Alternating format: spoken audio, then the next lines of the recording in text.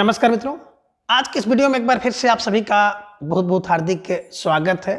आज हम डॉक्टर वासुदेव नंदन जी की हिंदी व्याकरण की बुक से संबंधित अनेक शब्दों या पदों के लिए एक शब्द या पद, जिसे हम लोग कहते हैं कि वाक्यांश के लिए एक शब्द। तो वाक्यांश के लिए एक शब्द से संबंधित जितने भी उदाहरण डॉक्टर वासुदेव नंदन जी की बुक में दिए गए हैं, तो उन सभी को हम लोग आज के इस वीडियो में विस्तृत रूप से जानेंगे, क्योंकि यहाँ से आपकी जितनी भी प्रतियोगी परीक्षा हैं जिनमें हिंदी व्याकरण सम्मिलित है, उसमें एक आध दो प्रश्न जरूर पूछे जाते हैं। तो इसलिए यह वीडियो आप सभी के लिए बहुत महत्वपूर्ण होने वाला है। मित्रों, हम आशा करते हैं कि आप सबकी जो तैयारी है बहुत अच्छी तरह से चल रही होगी, और अगर नहीं चल रही है तो निश्चित रूप से आप जी जान से अपनी तैयारी में लग जाएं। बात करें हम टीजीटी पीजीटी हिंदी की, तो टीजीटी पीजीटी हिंदी की डेट कब आ जाए ये किसी को नहीं पता है, और जब भी आएगी तो 15-20 दिन पहले आपको एक डेट मिल जाएगी, इस दिन आपका एग्ज़ाम होगा या इस महीने आपका एग्ज़ाम होगा। तो इसलिए जो भी हमारे भाई बहन मित्र टीजीटी पीजीटी हिंदी की तैयारी कर रहे हैं वो बिल्कुल लग जाएं, अब उनके पास समय नहीं है। और एनटीए नेट की तैयारी करने वाले छात्रों को तो कुछ पूछना ही नहीं, उनका जो संभावित पेपर है वो जून में होगा, तो आप जून में मानकर चलें। लेकिन टीजीटी पीजीटी हिंदी के जो छात्र हैं जो हमारे साथ जुड़े हुए हैं, इधर मैं देख रहा हूँ थोड़ा सा शिथिल हैं, तो आप शिथिल ना हो, बिल्कुल एक्टिव हो जाओ, क्योंकि आपके एग्ज़ाम की डेट कभी भी आ सकती है, और आपको अगर 15-20 दिन मिलेगा तो थोड़ा सा आपको दिक्कत हो सकती है। इसलिए बिल्कुल पुनः जो है डबल ऊर्जा के साथ आप लोग लग जाए। तो जैसा कि स्क्रीन पर आप देख पा रहे हैं, अनेक शब्दों या पदों के लिए एक शब्द या पद, ठीक है ना, जिसे हम लोग वाक्यांश के लिए एक शब्द कहते हैं, उसी को डॉक्टर वासुदेव नंदन जी ने अपनी पुस्तक में अनेक शब्दों या पदों के लिए एक शब्द या पद कहा है, ठीक है ना, इसे ध्यान में रखिएगा। अब बात की जाए तो भाषा की जो सुदृढ़ता होती है या भाव की गंभीरता और चुस्त शैली के लिए यह आवश्यक है कि लेखक शब्दों या पदों के प्रयोग में संयम से काम ले, ताकि वह विस्तृत विचारों या भावों को थोड़े से थोड़े शब्दों में व्यक्त कर सके। जिसे आप कहते हैं कि गागर में सागर भरना वाली जो कहावत है, यही चरितार्थ होती है ना, जिसमें आप देखेंगे समास, तद्धति और कृदंत वाक्यांश या वाक्य एक शब्द या एक पद के रूप में संक्षिप्त किए जा सकते हैं, ठीक है ना। पूरा का पूरा एक वाक्यांश एक शब्द में या एक पद में कहा जाता है, ठीक है ना। ऐसी हालत में मूल वाक्यांश या वाक्य शब्दों के अनुसार ही एक शब्द या एक पद का निर्माण होना चाहिए, ठीक है ना।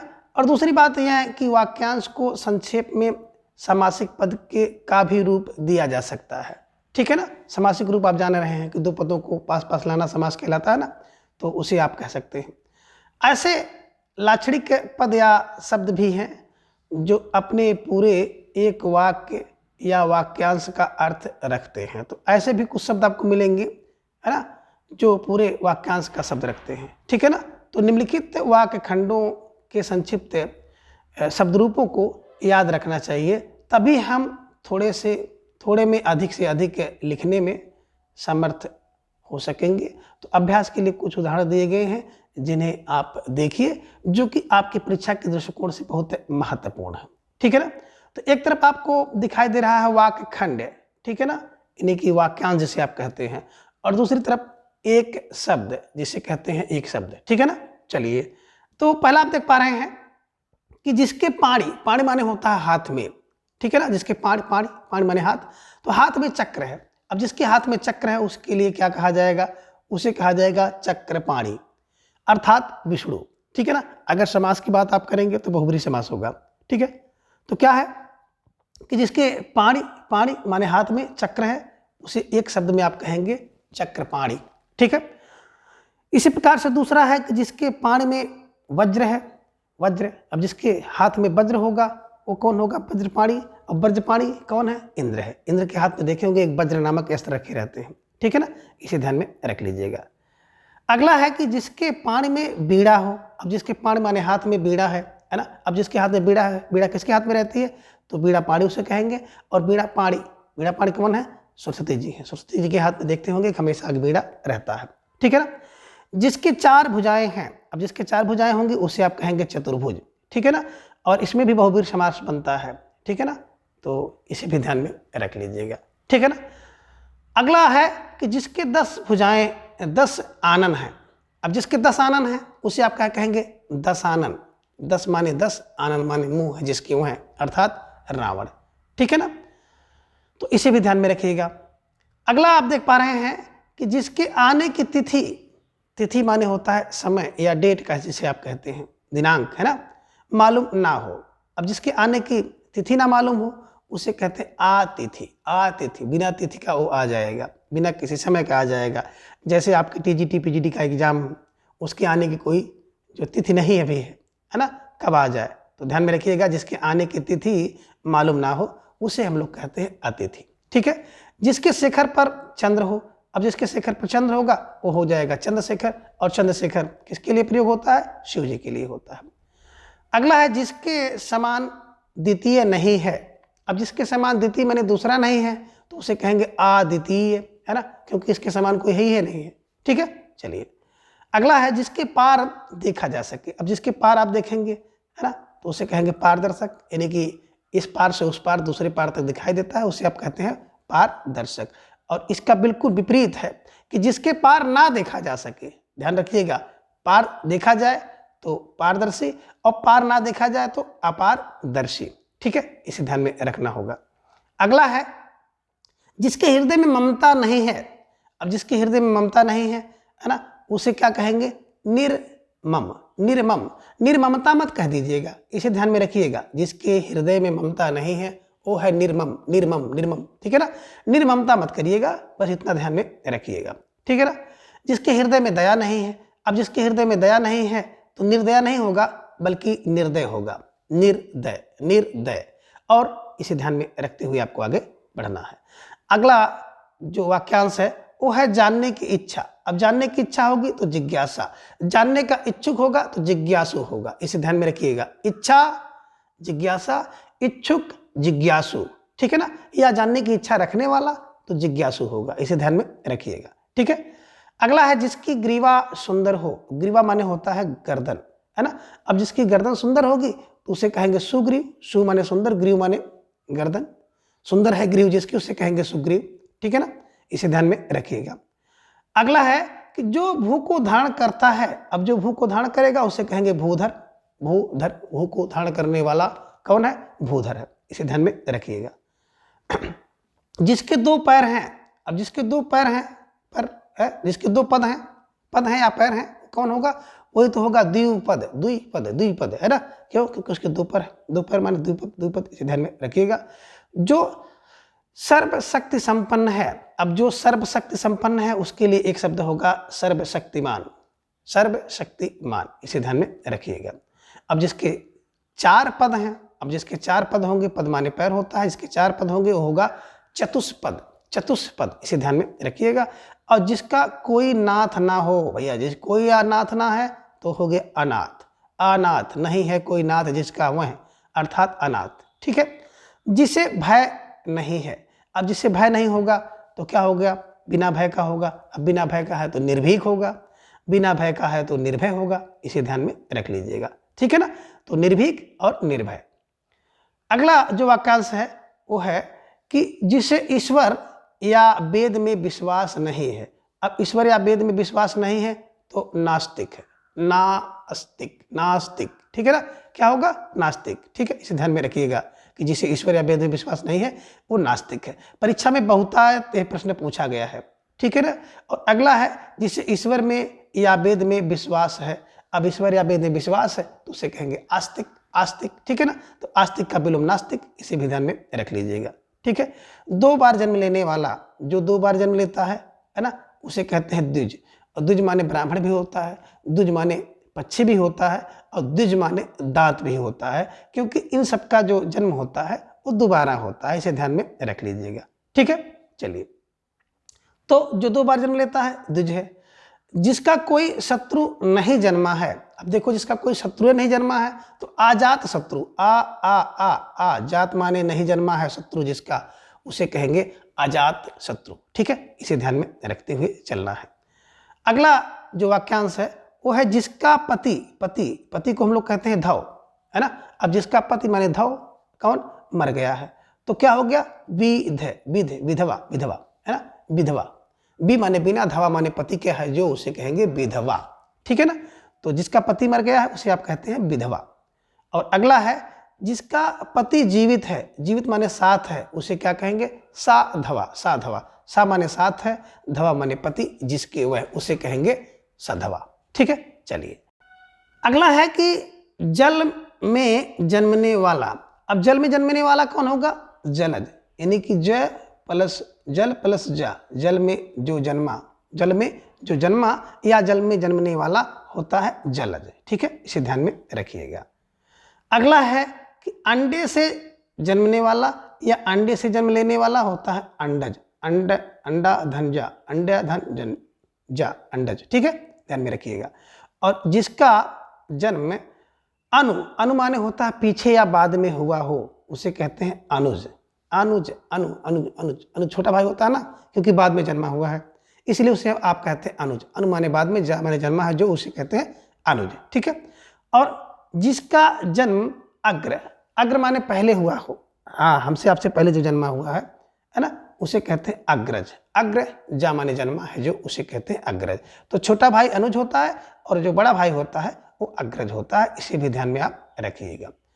आगे बात करें जिसका कारण पृथ्वी से, जिसका कारण पृथ्वी है या जो पृथ्वी से संबद्ध है। ठीक है ना, तो पृथ्वी जिसका कारण है या जो पृथ्वी से संबद्ध है उसे कहते हैं पार्थिव, है ना, पार्थिव, पृथ्वी से संबंधित है जो, उसे कहते हैं पार्थिव। अगला जो वाक्यांश है कि जिसका निवारण नहीं किया जा सके। अब जिसका निवारण नहीं होगा, इसका मतलब क्या है, अनिवार्य है, अनिवार्य, आ माने नहीं, निवार्य है जिसका, वो है, अर्थात अनिवार्य। ठीक है ना, तो जिसका निवारण ना हो वो अनिवार्य है। ठीक, आगे देख पा रहे हैं कि साहित्य रचना या साहित्य सेवा में से संबद्ध है। ठीक है ना, साहित्य की रचना या साहित्य की सेवा से संबद्ध जो व्यक्ति होगा उसे आप कहते हैं साहित्यिक, साहित्य से संबंधित। ठीक है ना, अगला है जिसकी उपमा ना हो। अब जिसकी उपमा नहीं होगा वो अनुपम है, अनुपम यानी कि अनुपम। ठीक है, क्यों, क्योंकि उसकी कोई उपमा ही नहीं है। ठीक है ना, अगला है अनुचित बात के लिए आग्रह। कोई अनुचित बात हो, गलत बात हो, उसके लिए आप आग्रह करते हैं तो उसके लिए एक शब्द प्रयुक्त होता है दुराग्रह, दुराग्रह। ठीक है ना, इसे ध्यान में रखिएगा। और जो कहा ना जा सके, अब जो कहा नहीं जा सकता इसका मतलब क्या है, अकथनीय है, अकथनीय। ठीक है ना, आ माने नहीं, कथनीय माने कहा जा सके, उसे कहते हैं अकथनीय। ठीक है ना, जिसकी चिंता नहीं हो सकती है। अब जिसकी चिंता नहीं होगी वो है अचिंतनीय, या उसी को आप कहते हैं अचिंत्य, अचिंतनीय या अचिंत्य। कौन, जिसकी चिंता नहीं हो सकती है, इसे भी आपको ध्यान में रखना है। और आगे जो सब कुछ जानता है, 20 बार पूछा गया है, जो सब कुछ जानता है दैट इज कॉल्ड सर्वज्ञ। जो सब कुछ जानता है सर्वज्ञ है। और जो अल्प यानी कि कम जानता है उसे आप कहते हैं अल्पज्ञ। अल्प माने कम जानता है जो, अल्पज्ञ। और जो बहुत जानता है उसे कहेंगे बहुज्ञ, बहुधन ज्ञा, बहुत जानने वाला, बहुज्ञ हो गया। और जो कुछ नहीं जानता है आधन ज्ञा, आ माने नहीं, है ना, ज्ञा माने जानता हो जो कुछ, वो क्या है, वो अज्ञ है। और इसी अज्ञ से बना है अज्ञानी, अज्ञानी माने मूर्ख, तो ध्यान में रख लीजिएगा, अज्ञ माने भी मूर्ख होता है, जो कुछ नहीं जानता है वही अज्ञ है। ठीक है, चलिए आगे है जो अग्र माने आगे की बात सोचता है, उसे आप कहते हैं अग्र सोची। अग्र माने आगे, सोची माने सोच रखने वाले व्यक्ति को हम लोग कहते हैं अग्र सोची।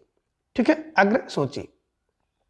आगे है जो नया आया हुआ हो। अब जो नया आया है उसे कहेंगे नवागंतुक, नवागंतुक। ठीक है, इसे ध्यान में रखिएगा।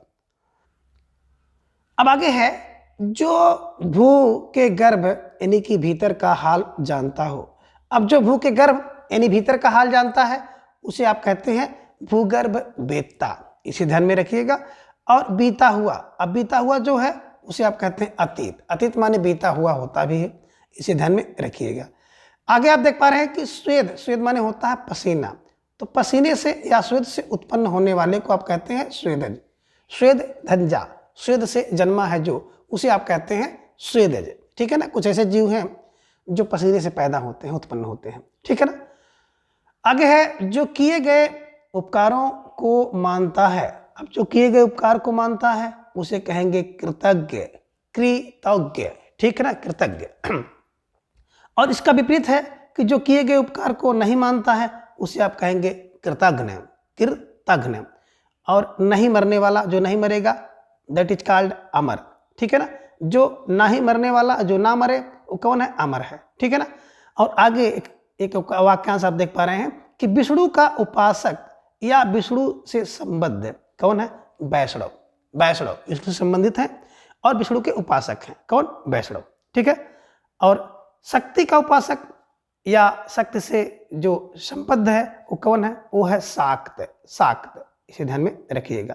तो शक्ति का उपासक या शक्ति से संबंध है वो है शाक्त। अब शिव का उपासक या शिव से संबंध जो होगा वो होगा शैव। तो ध्यान रखिएगा, तीन हैं, जो विष्णु के उपासक होंगे वैष्णव, जो शक्ति के उपासक होंगे वो शाक्त होंगे, और जो शिव के उपासक होंगे वो शैव होंगे। इसे भी ध्यान में आप रखते हुए चलिएगा। ठीक है ना। जो अच्छे कुल में उत्पन्न है, अब जो अच्छे कुल में उत्पन्न हुआ है दैट इज कॉल्ड कुलीन। कुलीन है ना, कुलीन है ना, अच्छे कुल में, अच्छे कुल में, कुल से कुल, कुलीन। ठीक है ना, जो अच्छे कुल में उत्पन्न हुआ है वो कुलीन है। जो सब में व्याप्त है, अब जो सब में व्याप्त होगा उसे आप कहेंगे सर्वव्यापी। सर्व माने सब जगह, व्यापी माने व्याप है जो। ठीक है ना। जो किसी की ओर या प्रति से है, अब जो किसी की ओर से या किसी की प्रति की है ना, तो किसी की ओर से, किसी की तरफ से, किसी की प्रति में है, उसे आप कहते हैं प्रतिनिधि। प्रतिनिधि, प्रतिनिधि, इसे ध्यान में रखिएगा। अगला शब्द है गिरा हुआ। अब गिरा हुआ का मतलब होता है, वाक्यांश के लिए एक शब्द प्रयोग करेंगे पतित। अब पतित माने होता है गिरा हुआ, पतित माने गिरा हुआ। और अगला जो वाक्यांश है वो है जो बहुत बोलता है। अब जो बहुत बोलता है उसे आप कहते हैं वाचाल, है ना, वाचाल। और अगला वाक्यांश है कि इंद्रियों को जीतने वाला। अब इंद्रियों को जीतने वाला जो होगा उसे आप कहेंगे जितेंद्रिय, जितेंद्रिय। ठीक है ना। और अवश्य होने वाला, अवश्य होने वाले को हम लोग कहते हैं अवश्यम भावी, अवश्यम भावी। अवश्यम भावी माने अवश्य होने वाला। ठीक है। अगला शब्द है जो स्त्री के वशीभूत हो। अब जो स्त्री के वशीभूत होगा उसे हम लोग कहते हैं स्त्रैण। और जिसका स्वभाव उसके स्वभाव का हो, यानी कि जो स्त्री का स्वभाव का हो उसे भी स्त्रैण कहा जाता है। तो ध्यान में रख लीजिएगा कि जो स्त्री के वशीभूत हो वो भी स्त्रैण है, और जो स्त्री के स्वभाव वाला हो उसे स्त्रैण कहते हैं। कुछ लोग देखे होंगे समाज में बिल्कुल स्त्री के बस में रहते हैं, और कुछ ऐसे भी लोग होंगे जो भी स्त्रियों के स्वभाव जैसे दिखेंगे आपको, है ना, उन्हीं की तरह बोलना, उन्हीं की तरह बैठना, स्त्रियों में जाके रहते ही हैं। तो ऐसे लोग के लिए आप स्त्रैण शब्द का प्रयोग करेंगे। ठीक है। जो युद्ध में स्थिर रहता है उसे कहते हैं युधिष्ठिर। ठीक है ना, युद्ध में स्थिर है जो, युधिष्ठिर, युधिष्ठिर, इसे ध्यान में रखिएगा। और अगला है जो कर्तव्य से च्युत हो गया हो। अब कर्तव्य से च्युत हो गया यानी कि कर्तव्य च्युत, च्युत है यानी कि खाली अलग। आगे है जो क्षमा पाने लायक है। अब जो क्षमा पाने लायक है उसे आप कहेंगे क्षम्य है। ठीक है ना। और जो क्षमा पाने लायक नहीं है उसे आप कहेंगे अक्षम्य है। ठीक है, इसे ध्यान में रख लीजिएगा। और जो बात यानी कि वर्णन के अतीत या बाहर हो। अब जो बात वर्णन के अतीत या बाहर है उसे आप कहते हैं वर्णनातीत। वर्णनातीत यानी कि वर्ण अतीत, वर्णन से अतीत, वर्णनातीत। ठीक है ना, वर्णनातीत। जो स्त्री, आगे बता रहे हैं कि जो स्त्री सूर्य भी ना देख सके। अब जो स्त्री सूर्य भी ना देख सके उसे कहेंगे आसूर्यम पश्या। आसूर्यम पश्या यानी कि सूर्य को भी नहीं देख पाएगी वो, है ना। और जो अत्यंत कष्ट से निवारित किया जा सके, निवारित किया जाए और अनेक अत्यंत कष्ट से हो तो उसे आप कहते हैं दुर्निवार। दुर्निवार यानी कठिनाई से इसका निवारण किया जाए उसको कहते हैं दुर्निवार या दुष्निवार। ठीक है, ध्यान में रखिएगा। प्रवास करने वाला, है ना, कहाँ? विदेश में, उसे आप कहते हैं प्रवासी। ठीक है ना। जो प्रवास करने वाला होता है वही होता है प्रवासी। ठीक है। अगला जो वाक्यांश आप देख पा रहे हैं, जो देखा नहीं जा सकता। अब जो देखा नहीं जा सकता वो कौन है? वो अदृश्य है या अलक्ष्य है। तो ध्यान में रखिएगा, जो देखा नहीं जा सकता है वो कौन है? वो अदृश्य है या अलक्ष्य है, इसको भी ध्यान में रखिएगा। जो वचन से परे हो, अब वचन से परे है तो वचनातीत, वचन धन आतीत, वचनातीत, ठीक है। जो कहा गया है उसे आप कहते हैं कथित। जो भविष्य में होने वाला है उसे आप कहते हैं भावी, भविष्य में होने वाला भावी। जो सरों में जन्मता है उसे कहेंगे सरसिज, सरसिज है, सरों में जन्मता है, तालाबों में जन्मता है, ठीक है ना, इस कारण से उसको आप कहते हैं सरसिज।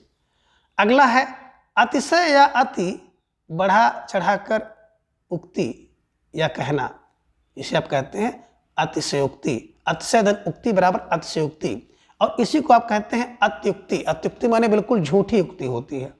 और अतिशयोक्ति में क्या होता है? बात को थोड़ा सा बढ़ा चढ़ा के कहा जाता है। जैसे 1 हाथ का कोई वस्तु है तो 9 हाथ कह दीजिए, 10 हाथ कह दीजिए। और अत्युक्ति में बिल्कुल वस्तु है ये नहीं, उसका इतना वर्णन कर दीजिए। तो ध्यान में इसे भी रखिएगा, ठीक है ना। आगे है जो नहीं हो सकता। अब जो नहीं हो सकता, जो नहीं हो सकता उसे क्या कहेंगे? असंभव, कहते असंभव, कहते हो ना असंभव, ठीक। और मिष्ट या मधुर भाषण करने वाला, जो मिष्ट माने मीठा या मधुर भाषण करता है उसे आप कहते हैं मिष्ट भाषी या मधुर भाषी। दोनों शब्दों का प्रयोग आप कर सकते हैं उसके लिए, ठीक है ना। अगला वाक्यांश है जो मुकदमा लड़ता रहता है। अब जो मुकदमा लड़ता रहता है उसे आप कहते हैं मुकदमेबाज। कौन?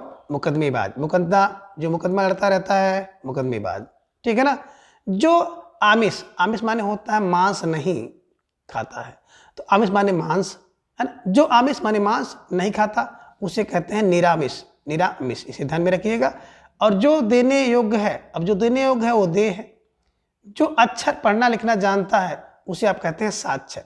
जो पहरा देता है उसे आप कहते हैं प्रहरी।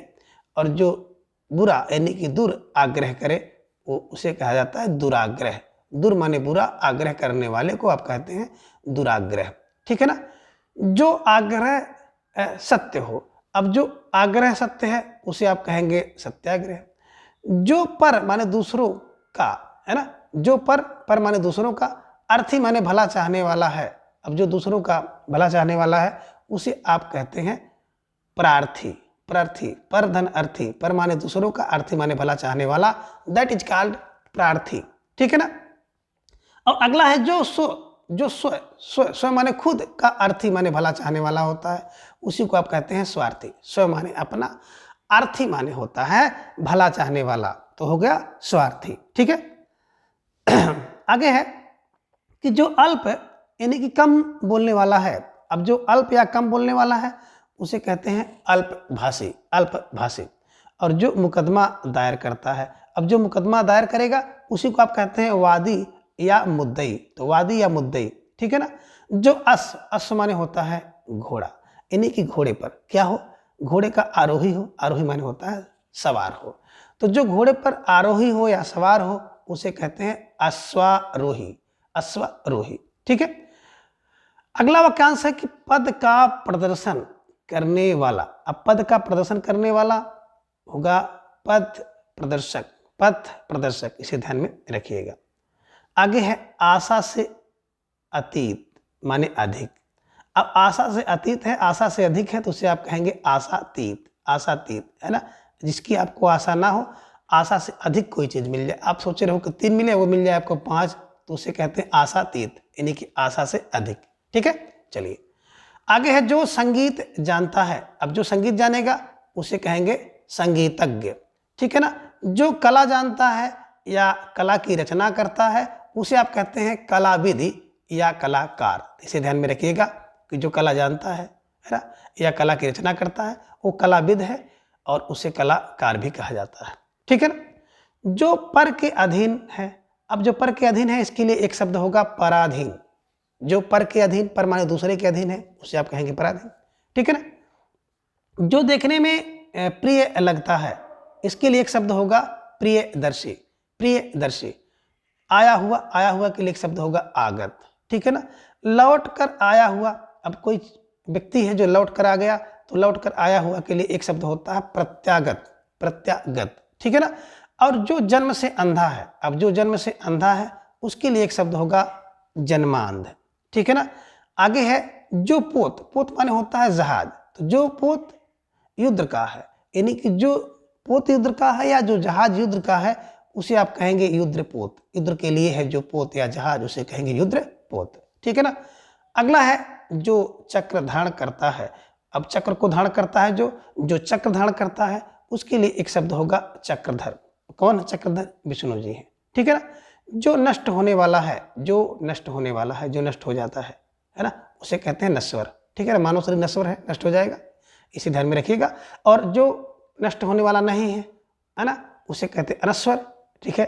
तो आत्मा क्या है? अनश्वर है, इसे ध्यान में रखिएगा, और शरीर नश्वर है, ठीक। चलिए, जो बहुत कठिनाई से मिलता है, अब बहुत कठिनाई से मिलता है उसे कहते हैं दुर्लभ या दुष्प्राप्य, ध्यान में रखिएगा, दुर्लभ या दुष्प्राप्य।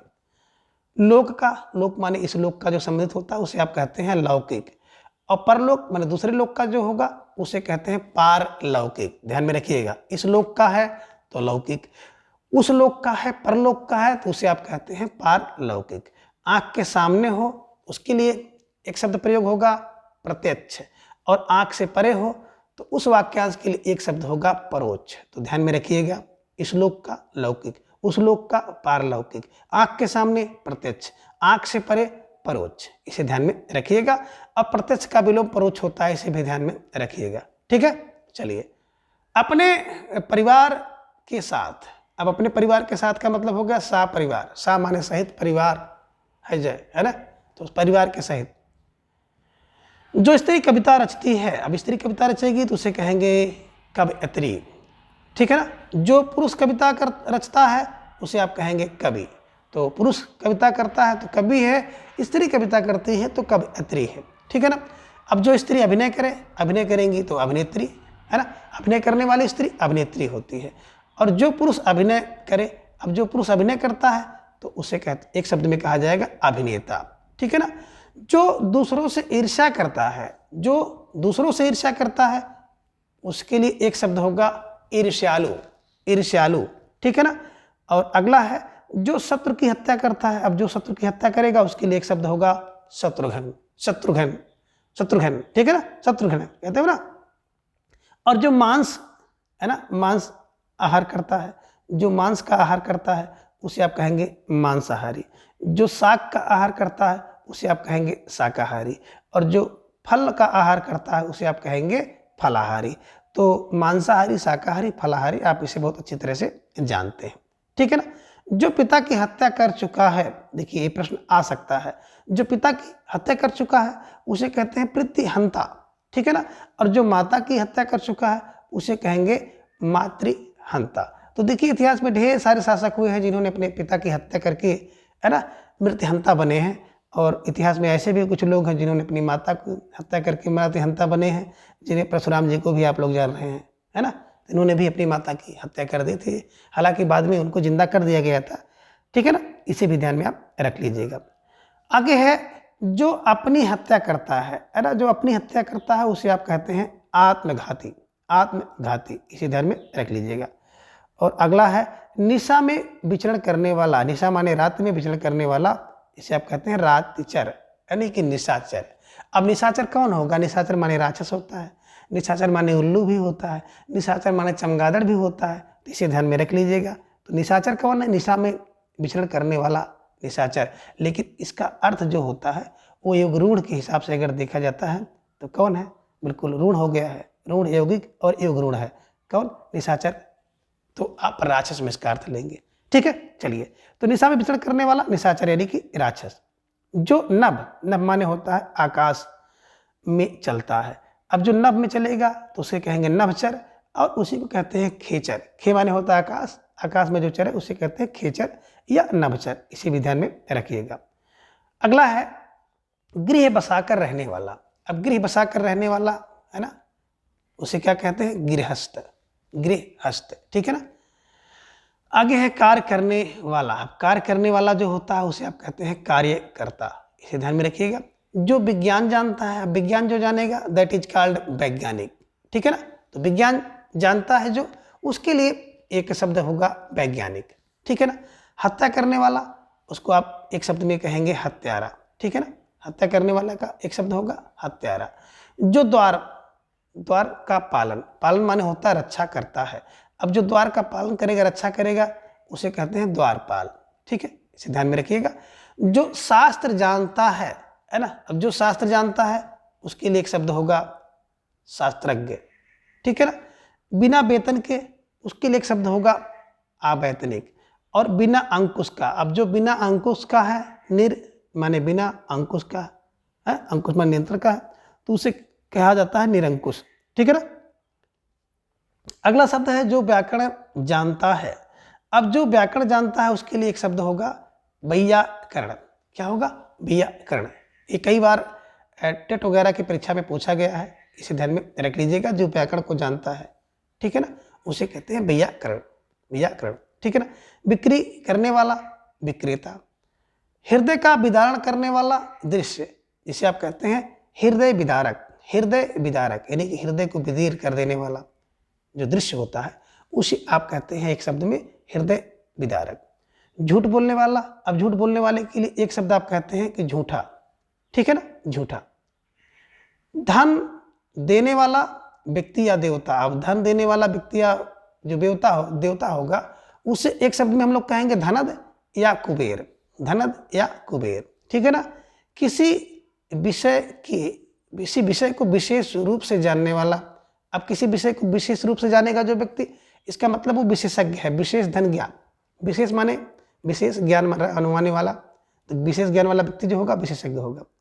आकाश या गगन, बात करें आकाश या गगन चूमने वाला, तो जिसे आप कहते हैं आकाश चुंबी या गगन चुंबी। ठीक है ना, ध्यान में रखिएगा। आकाश को चूमने वाला या गगन को चूमने वाला तो आकाश चुंबी, आकाश को चूमने वाला आकाश चुंबी होगा, गगन को चूमने वाला गगन चुंबी होगा। इसे भी ध्यान में आप रखिएगा। आलोचना करने वाले के लिए एक शब्द होगा आलोचक। जानने की इच्छा रखने वाला होगा जिज्ञासु, और जानने की इच्छा होता है जिज्ञासा। इसे भी ध्यान में रखिएगा। ठीक है। अगला है जो विधि या कानून के विरुद्ध हो। अब विधि या कानून के विरुद्ध है तो उसे आप कह सकते हैं अवैध या कह सकते हैं गैर कानूनी। इसे ध्यान में रखिएगा। और वह स्थान जहाँ मुर्दे जलाए जाते हैं, तो वह स्थान जहाँ मुर्दे जलाए जाते हैं, दैट इज कॉल्ड शमशान। इसे भी ध्यान में रखिएगा, शमशान। ठीक है। आगे है वह पुरुष जिसकी पत्नी साथ है। अब वह पुरुष जिसकी पत्नी साथ है उसे कहते हैं सापत्नीक। सा माने सहित है, पत्नी से जो, उसे कहते हैं सापत्नीक। ठीक है ना। वह स्त्री जिसे पति छोड़ दे तो उसे कहा जाता है परित्यक्ता। परित्यक्ता, ठीक है ना। और जो लोक में संभव ना हो, है ना, जो लोक में संभव ना हो उसे कहते हैं अलौकिक। इसे भी ध्यान में रखिएगा। ठीक है। अगला है जो मन को हर ले। अब जो मन को हर लेगा तो उसको कहते हैं मनोहर। मनोहर, मन को हरने वाला मनोहर। पाद माने पैर से और मस्तक माने सिर तक, तो पैर से यानी कि मस्तक तक आपाद मस्तक होता है। शक्ति के अनुसार इसके लिए एक शब्द होता है यथाशक्ति। ठीक है ना। अगला जो वाक्यांश है सबसे प्रिय, और इसको आप एक शब्दों में अगर कहा जाए तो आप कह सकते हैं कि प्रियतम। ठीक है ना। सबसे प्रिय का मतलब होता है प्रियतम, है ना। इसे दिमाग में रखिएगा। सबसे प्रिय के लिए एक शब्द होगा प्रियतम। क्षण भर में भंग यानी कि नष्ट होने वाला। अब क्षण भर में भंग होने वाला, नष्ट होने वाला, क्षणभंगुर। ठीक है ना, क्षणभंगुर। और जिस पर विश्वास किया गया है, अब जिस पर विश्वास किया गया है उसके लिए एक शब्द होगा विश्वस्त। विश्वस्त, विश्वस्त। ठीक है ना। ग्राम का ग्रामीण होगा, ग्राम का ग्रामीण एक शब्द। नगर का एक शब्द अगर देखा जाए तो नागरिक होगा। ठीक है ना। ग्राम का मतलब गांव से संबंधित और नगर का मतलब हो गया नगर से संबंधित। ठीक है ना, तो ग्रामीण और नागरिक। ठीक है। याचना करने वाला, अब याचना करने वाले को एक शब्द में कहा जाएगा याचक। ठीक है ना।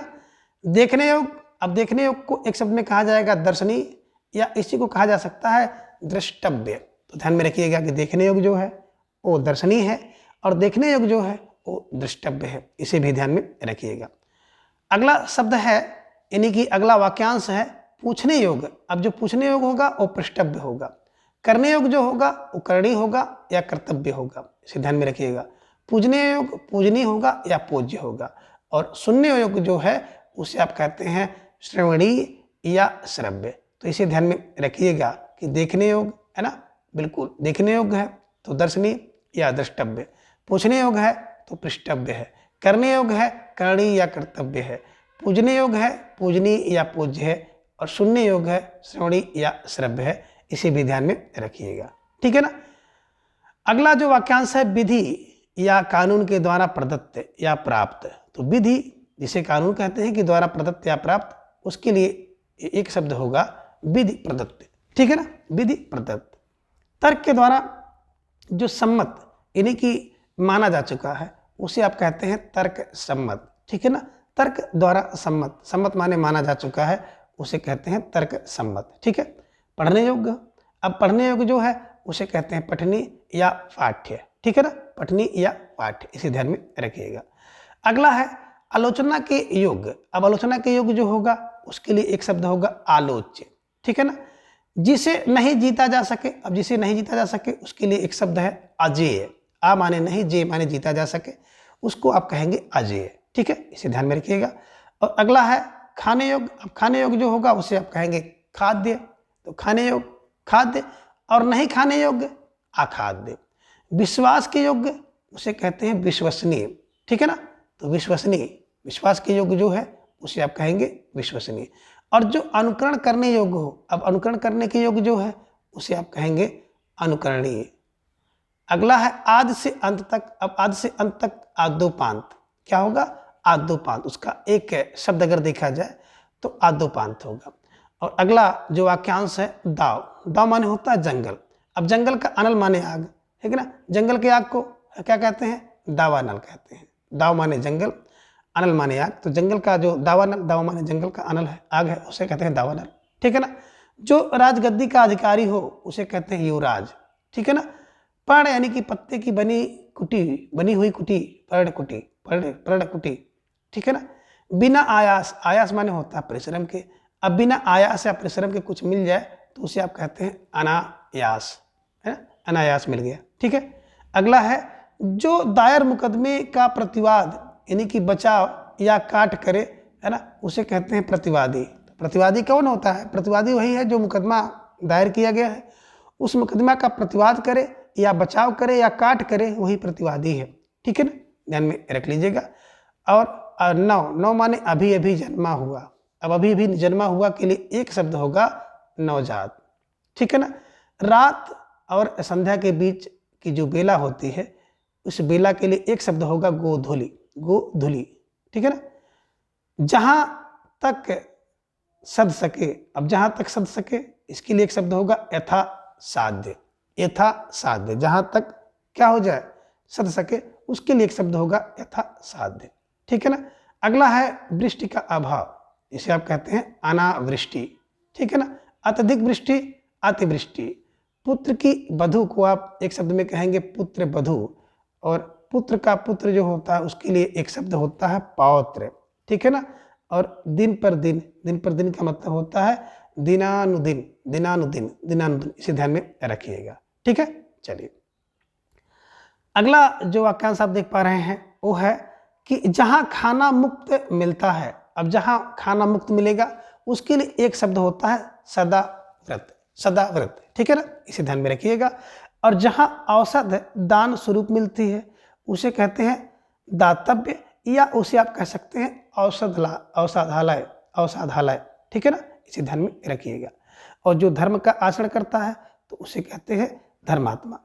जो पुस्तकों की आलोचना या समीक्षा करता है, जो पुस्तकों की समीक्षा आलोचना करेगा उसे आलोचक या समीक्षक। अगर पुस्तकों की आलोचना करेगा तो दैट इज कॉल्ड आलोचक, और पुस्तकों की समीक्षा करेगा तो दैट इज कॉल्ड समीक्षक, ठीक है, इसे ध्यान में रखिएगा। सॉरी। अगला है जो व्याख्या करता है। अब जो व्याख्या करेगा उसे आप कहेंगे व्याख्याता, ठीक है ना। अब मन की वृत्ति यानी कि अवस्था। अब मन की वृत्ति या अवस्था के लिए एक शब्द होगा मनोवृत्ति, ठीक है ना। अब अगला वाक्यांश आप देख पा रहे हैं कि जो सांप पकड़ता है और उसका खेल करता है।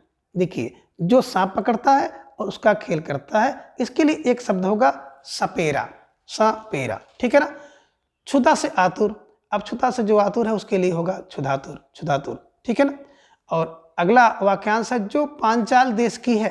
अब जो पांचाल देश की है उसके लिए एक शब्द होगा पांचाली, ठीक है ना।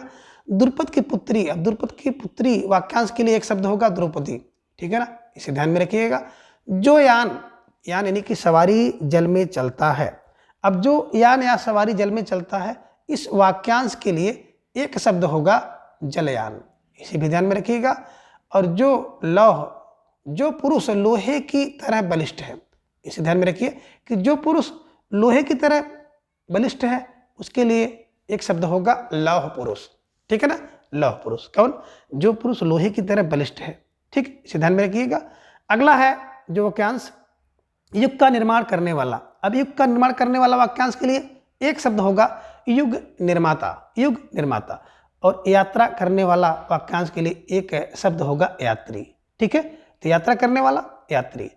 और अगला वाक्यांश है जहां लोगों का मिलन हो।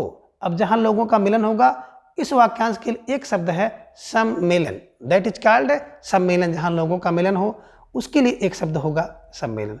और जहां नदियों का मिलन हो यानी कि संगम हो तो उसे आप कहेंगे संगम। जहां नदियां मिलती हैं, है ना, जहां नदियों का मिलन होता है उसे कहते हैं संगम, ठीक है ना।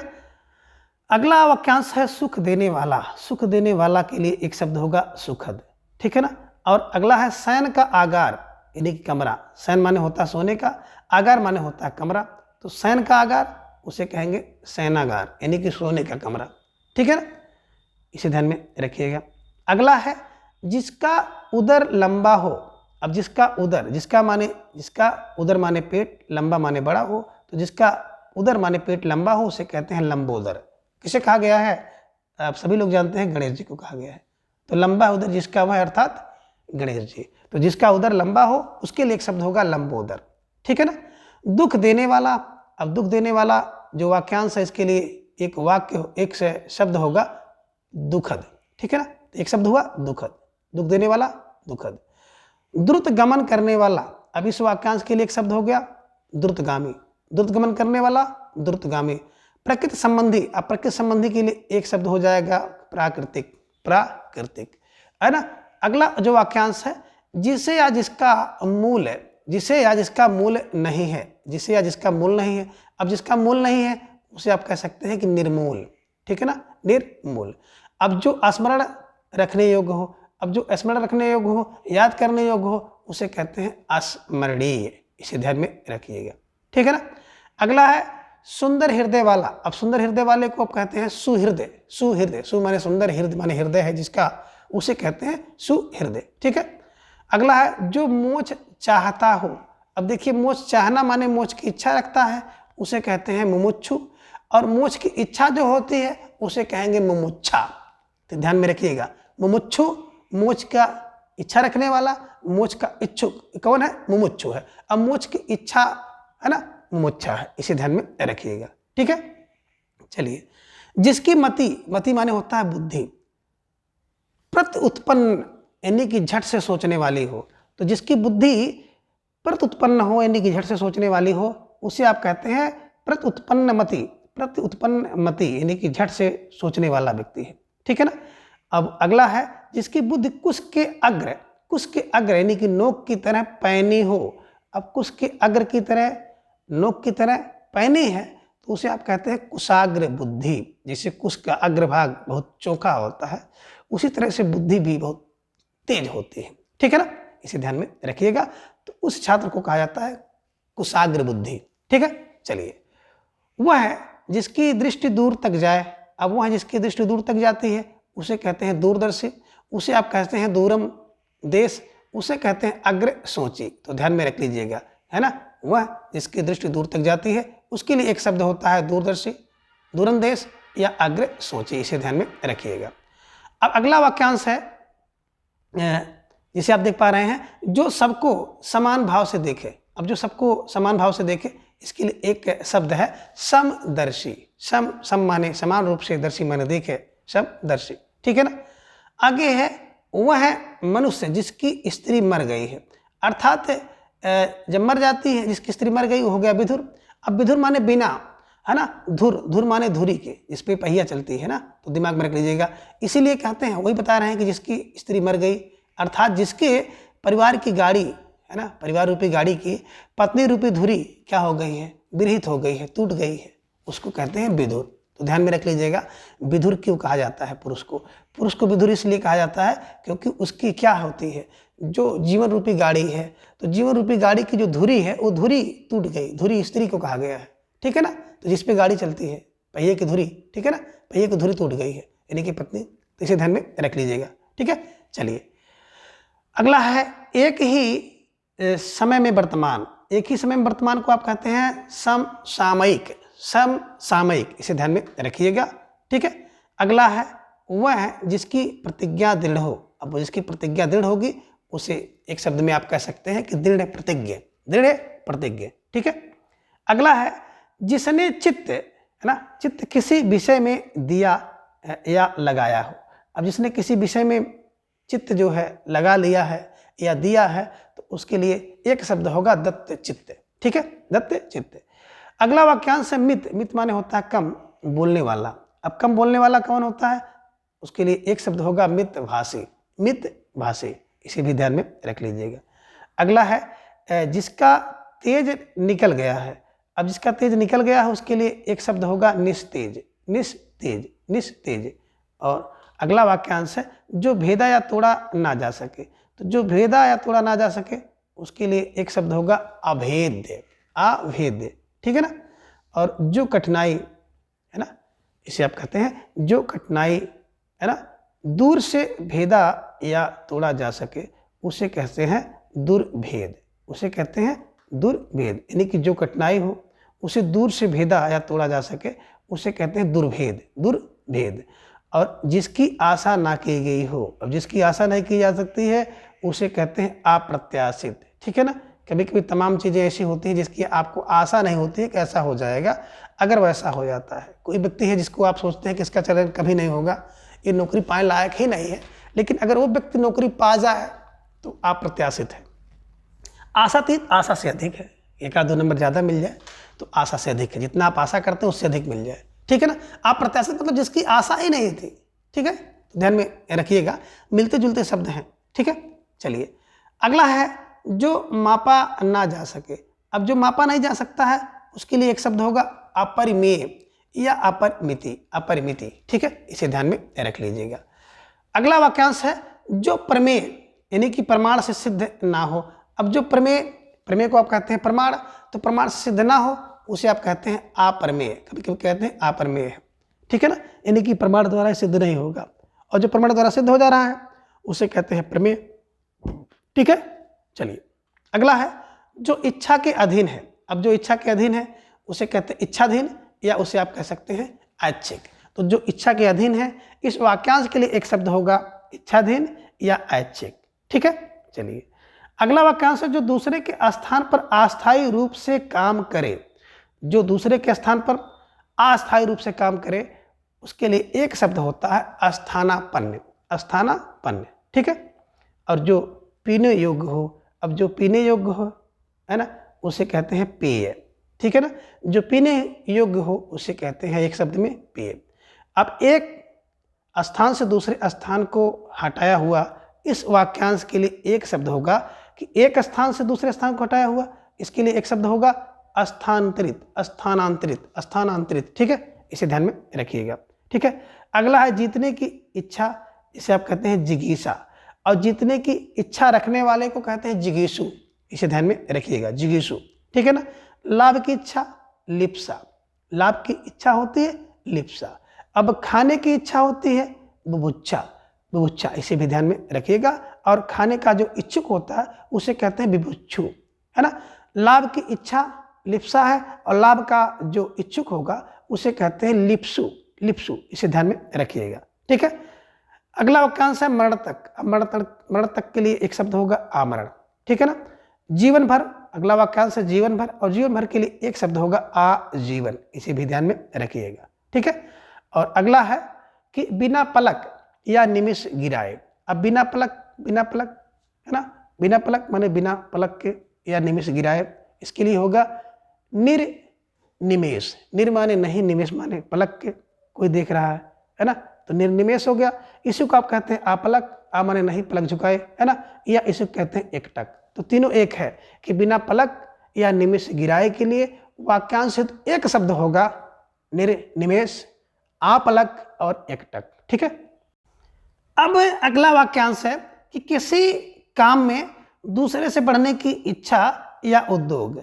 अब किसी काम में दूसरे से बढ़ने की इच्छा या उद्योग को एक शब्दों में कहा जाता है स्पर्धा। बस इसे दिमाग में रख लीजिएगा कि किसी काम के लिए दूसरे से बढ़ने की जो इच्छा होती है या जो उद्योग होता है उसे एक शब्द में स्पर्धा कहा जाता है। ठीक है ना।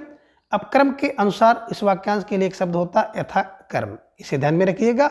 और अगला जो वाक्यांश है जो सभ्य, इन्हीं की बाएं हाथ से सधा हुआ है।